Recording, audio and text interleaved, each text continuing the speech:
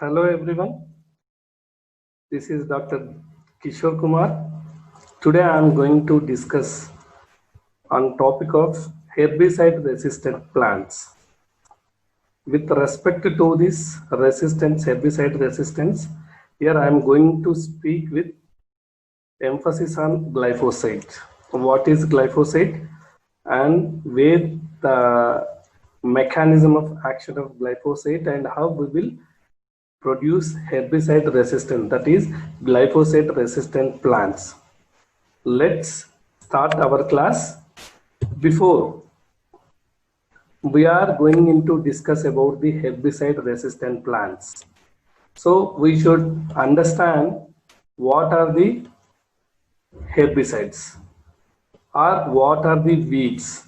Then we'll go to the herbicide and then we'll proceed to the glyphosate.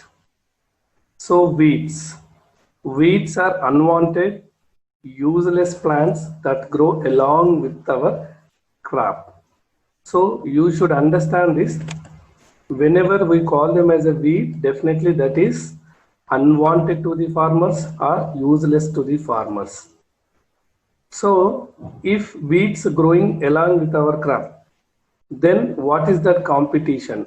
They compete for the light and nutrients with the crop. So whatever you produce, whatever you give to the light, to the nutrients, then that can be competed or that can be taken by these weeds also.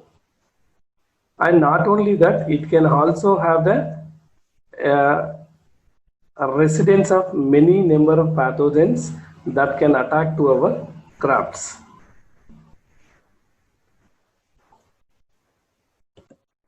And one of the famous survey which given that they estimated weeds effect on the agriculture, world agriculture, they has given that the crop yielding has been reduced by 10 to 15% because of these weeds.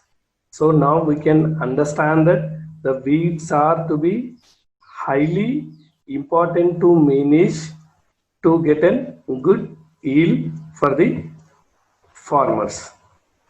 So to tackle this problem of weeds, modern agriculture has developed a wide range of weed killers, right? So these weed killers, we call them as herbicides.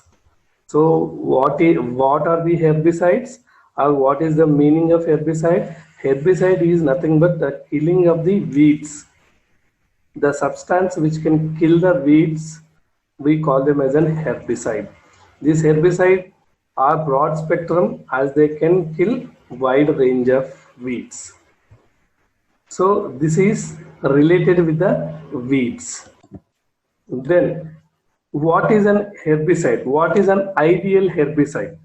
So if we call them as that particular herbicide will be an ideal herbicide that should follow these 4 characters, or that should have these 4 important features.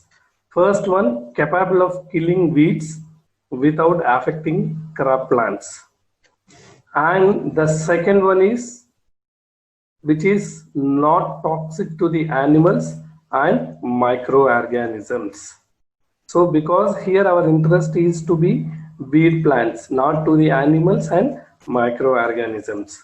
And third important point is rapidly translocated with the target plant. This is very important. Once you sprayed on the plant, it has to be rapidly absorbed by the plant, and it very fast it can start its action. Then the final point is that is rapidly degraded in the soil. This is also very important, because if it is not to be degraded in a soil, that has to be accumulated in a soil, and that will leads to soil infertility. So an ideal herbicide should have these all 4 characters. Now coming to the glyphosate. Then what is glyphosate? Glyphosate is an herbicide that can be, we call them as a broad spectrum herbicide, so which is like a same broad spectrum antibiotic. What do you mean by broad spectrum herbicide? Because according to one survey, They are identified 78 of weed varieties around the world will be dangerous to the agriculture. Out of 78, 76 weeds are to be killed by this glyphosate. That's what the name given as broad spectrum herbicide. So the second feature of glyphosate is less toxic to the animals, is rapidly degraded and short lifespan. And third one is generally this is the first company from America where it can prepare the glyphosate. That name, the company name is Monsanto. This is the world biggest GM crop producing company. So, and they give it as a commercial name to the glyphosate, that is Roundup. Roundup is the commercial name of the glyphosate which is given by the Monsanto, and on this name only this can be given or this can be distributed. And one of the important feature of this glyphosate is the capable of killing the plants in the low concentrations. This is also be important. If you use the high concentration of glyphosate, definitely that can be going and accumulating in the soils, and that can in other way which can cause many different problems to the soil microorganisms. So here the low concentration is enough to kill the plants, and this is readily transported to the growing tissues.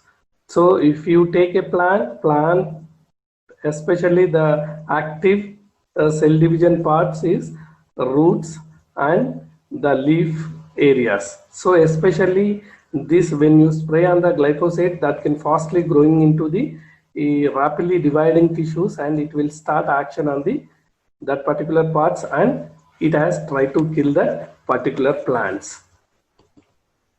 Now you can see the mechanism of action. What exactly or where exactly the glyphosate is going to be act in a plants. This is, you just remember that this is not too exclusive to the weeds. This is exclusive to the plants, because weeds are also like a plants. So you should remember this. And there is an important pathway that can be existing in the plants. That pathway we call them as a checkmate pathway. Checkmate pathway which is present in the plants in many microorganisms, algae, fungi. And this is a simple 7-step metabolic pathway from which the plant can produce folates. You can see here I am marking out. The plant can produce folates and aromatic amino acids. Whenever you call them aromatic amino acids, exclusively phenylalanine, tyrosine and tryptophan. These are the aromatic amino acid, and folates are essential for the nucleic acid production. So these checkmate pathway is essential for the plants to production of aromatic amino acids and folates. So to this checkmate pathway, one enzyme which is to be important for the regulate this pathway, we call them as a regulating enzyme. The regulating enzyme is nothing but EPSPS. This is 5-enyl pyruvyl checkmate 3-phosphate synthase. So this particular enzyme will act as an regulatory enzyme to this checkmate pathway, and where exactly glyphosate will bind and will stop the action of this enzyme, and finally this pathway is blocked. And thus the biosynthesis of amino acid and other products also inhibited. Once this blocking of this enzyme is taken place, there is no further movement of the next sequential reactions. So there is no production of amino acids and there is no production of the folates. If no production of amino acids, then definitely the plant cell division and plant growth are blocked. And this pathway does not occur in animals. This checkmate pathway is exclusively present in the plants. This is absent in animals. So obviously, which is not toxic to the animals if you spray the glyphosate on animals, including humans. Then briefly, if you observe this checkmate pathway, you just concentrate on a few important things. So here the starting substrate for this checkmate pathway is PEP, that is phosphoenol pyruvate with the erythrospore phosphate. The enzyme is DAHP synthase that can combine with PEP plus E4P, and that can form this DAHP, and so on. There will be a sequential reactions.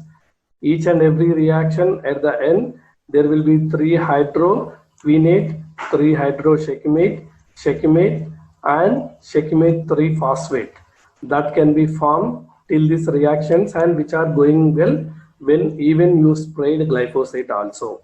Then after this, the checkmate 3-phosphate has to be converted into the EPSP. This is 5-enyl pyruvyl checkmate 3-phosphate.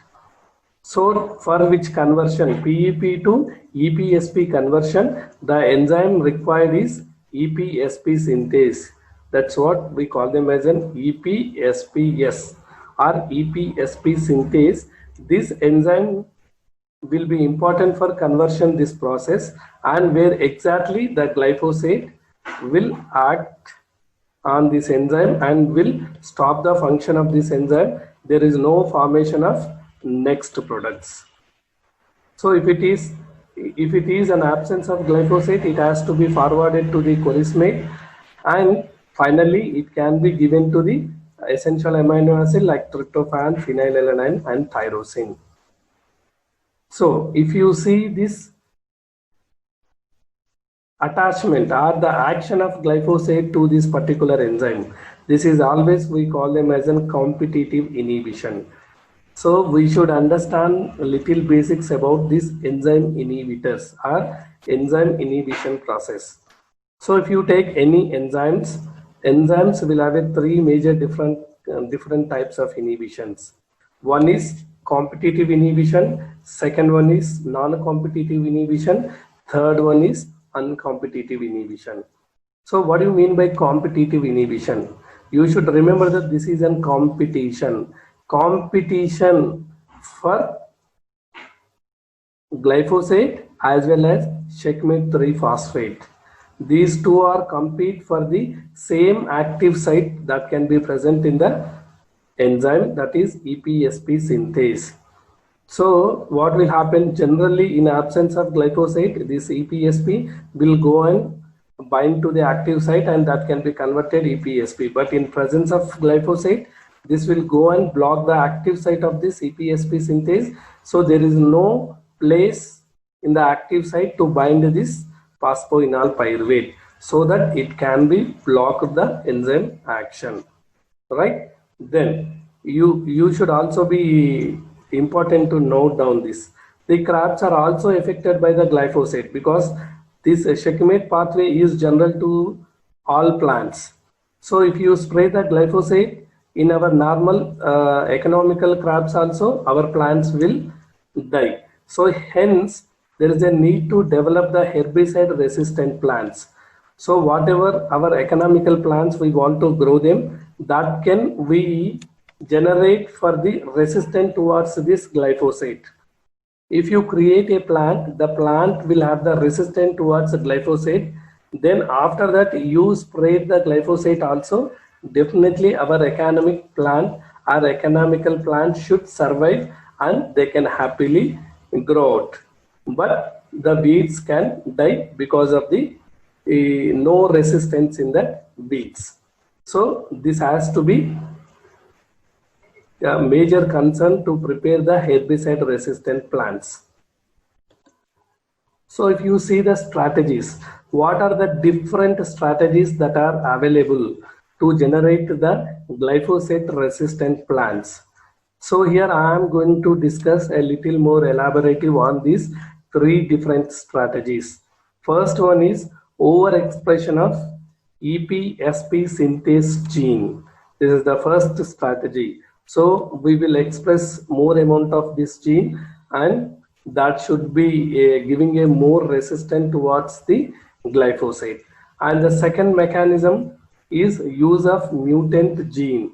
That is use of this mutant gene. Because of mutation in this gene, the glyphosate is no longer active to go and bind to that enzyme, so that the enzyme will always functional.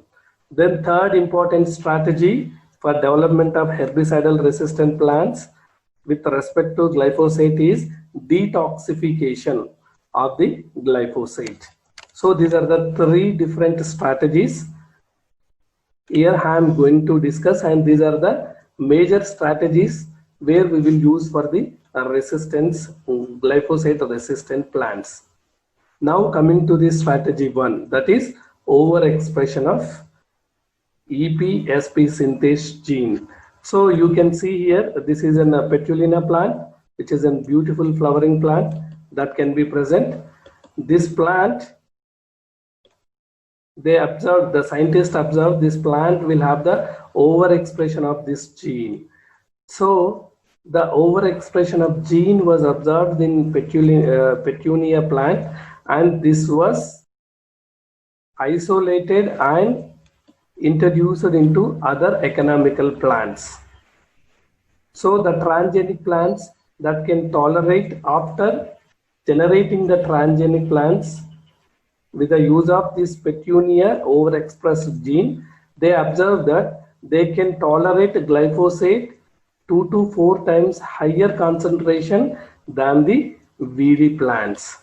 So if you spray 2 to 4 higher concentration of VD side, glyphosate on the VD side, and these plants, the VD side, the weeds are going to be died, but the resistant plants still they can survive. So this is what they first observed the strategy. This was isolated from the petunia plant. So in this diagram, I am going to explain little bit more how they can be done with the overexpression of this EPSP gene. So for which they used the TI plasmid that is present in Acrobacterium tumefaciens, and before that they will prepare a fusion gene. This fusion gene will have the viral promoter at the one end, and that can be attached with this EPSP synthase gene. This can be isolated from this petunia plant, and this can be why we are using viral vector or viral promoters. This is important. The viral promoters here we are using for the overproduction of this gene. So by using of these two, we prepared a fusion gene, and this fusion gene will be inserted into the TI plasmid, where we will remove the unnecessary fragment, and at the same place we replace it with the fusion gene. After that, this plasmid is introduced into the agrobacterium, and this can be happily growing, or this bacteria is growing in a lots of number, which can have this fusion gene in its TI plasmid. Then after that, finally we'll take this particular will take these particular genes with the callus culture, and this callus culture is grown in a media where that can have the glyphosate containing media. So the glyphosate containing media will be prepared, from which the callus will be grown, and the callus who got this gene of overexpressed, that can be happily survived. So we call them as these particular plants are to be glyphosate resistant. Our sensitive plants will be die at the callus stage. So this is the brief diagram which can explain how we can done this genetic engineering. Coming to the second strategy, that is use of mutant EPSP gene. Here the mutant gene was isolated from the bacteria, that is Salmonella typhimurium. So if you observe the sequence of this EPSP synthase in a Salmonella typhimurium, where is a single base substitution that will be taking place, and this substitution we call them as C2T transition. So because of this C2T transition, the proline is to be replaced with the serine. So change to proline to serine. The proline will be replaced to the serine, and finally this can leads to the resistance towards glyphosate. So there is a change the protein sequence of this particular EPSP synthase enzyme, so that enzyme should not to be recognized by glyphosate. So the particular enzyme will get functional, and that is going to the chorismate pathway. So finally produce the essential amino acids. So here also this can be grown in a Actobacterium, agrobacterium vector, that is TI vector. At the first experiment they have done in the tobacco plants, and interestingly they not got any kind of the resistant plants, tobacco plants. So we generally call them as failed experiment. Then they again go and analyze the pathway. They found that this EPSP synthase gene can present in the chloroplast, so which is not present in the cytoplasm. So the mutant EPSP is synthase, which is taken from the bacterium that was produced in the cytoplasm. Then they realized that, and then prepared a bacterial EPSP synthase gene which was tagged with the chloroplast specific transist. So you should remember that in a protein targeting, a protein signaling, where the proteins which are targeting to the different cell organelles, that particular protein should have its own signature sequences. We call them as the organelle specific signature sequence that can be present. The organelle specific signature sequence is unique, and that can be common to all the transported proteins to that particular organelle. Here also what they done, they have taken this chloroplast specific signal that is attached to this bacterial gene, and they sent to the tobacco plant. And interestingly, this was expressed in the chloroplast, and the plants got resistant towards the glyphosate. So this is how the scientists identified that this pathway is to be happened at the level of chloroplast, not to the cytoplasm. So you can see the diagram. How they have done is, this is a T plasmid, which is from the agrobacterium. So where the red color indicates this is glyphosate insensitive EPSP synthase from the bacteria, that is which I discussed the bacteria. So here the other part, this part will be related with the chloroplast targeting sequence, because it has to be after expression, after protein synthesis, it has to be targeted to the chloroplast, and this is to be the promoter. Here they will use a Califer mosaic virus promoter, and this can be introduced into the agrobacterium mediated DNA transfer into the tobacco plant, and the plant will be generated, and that can be sprayed glyphosate on it. So if the resistant, the gene that is present in a plants that can be alive, and the genes are not expressed in a callus of that particular plants, the wild type, these can be not alive, they are going to be die. So these we call them as a transgenic plants. So here what might be the probability? The probability is to be simple. Here the bacterial EPSP synthase gene, this is the red color. So you can see this is to be chloroplast, the chloroplast genome, and this is cytoplasm, and this is bacterial cell wall. So here the EPSP synthase gene that can be expressed in the chloroplast. So it is to be an endogenous plant. Even endogenous, if you take any kind of the plant, the endogenous EPSP is also be expressed in the cytoplasm, but if this is to be killed by the glyphosate but not by the bacterial EPSP, because this is mutated. Because of the mutation, the indigenous expressed EPSP synthase gene was targeted by glyphosate but not this bacterial gene. So this is how it will work for the production of the mutant mutant EPSP synthase gene. And coming to the third strategy, that is detoxification of glyphosate. And interestingly, some soil microbiologists have found that there is a special kind of the enzyme that will be expressed in the soil microorganisms. That enzyme name is called glyphosate oxidase. Glyphosate oxidase is an enzyme that can be present in soil microorganisms, and this can convert glyphosate to the glyoxylate.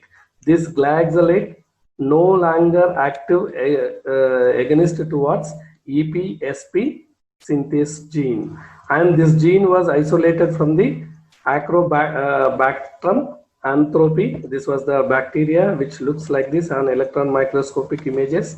This Acrobacterium anthropi, where exactly they found this glyphosate oxidase gene is present, and that can take glyphosate as a substrate and finally convert into the glyoxylate. And you can see the reaction here. This is to be oxidase mean oxidation reactions, and finally AMP and glyoxylate can be produced. So this is how, if this gene is expressed into the our economical plants, definitely if you spray the glyphosate on that particular plant, that glyphosate will be degraded and there is no effect on that glyphosate on these resistant plants. And the science has been sophisticated. Now there is a special kind of strategy the scientists they're trying to formulate it, that we call them as an use of combined strategy. So this is use of combined strategy is to get a maximum resistance of our plants towards glyphosate herbicide. So here generally what they will do, the high resistance is acquired when the above three strategies. What are the above three strategies? Mutant gene, detoxification of the gene, overexpression of the genes, combined together. These three strategies we will incorporate into a single plant and make them that particular plant is to be high resistance. This is what somewhat more sophisticated thing. So they are trying to working on it, and if it is to be successful, definitely this will give a greater resistance when compared to the individual strategies. Right? You should be remember that the glyphosate herbicides are nothing but that can kill only weeds, not to our plants. And glyphosate is the best herbicide that was prepared by the Monsanto company under the trade name of Roundup. And this glyphosate is competitively inhibit the enzyme that is 5-enol pyruvyl shakimate 3 phosphate synthase, EPSP synthase, that is a main regulating enzyme of shakimate 3 phosphate in plants.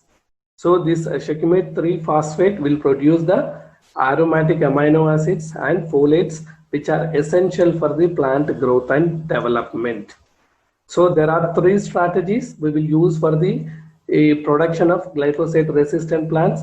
First one is to be overexpression of the gene. Second one is to be mutant of that gene. Third one is to be detoxification of that gene. All right. By all these mechanisms, we are going to generate the herbicide resistant plants, and tomorrow we will discuss to the other plants, other procedures for the herbicide resistant plant creation.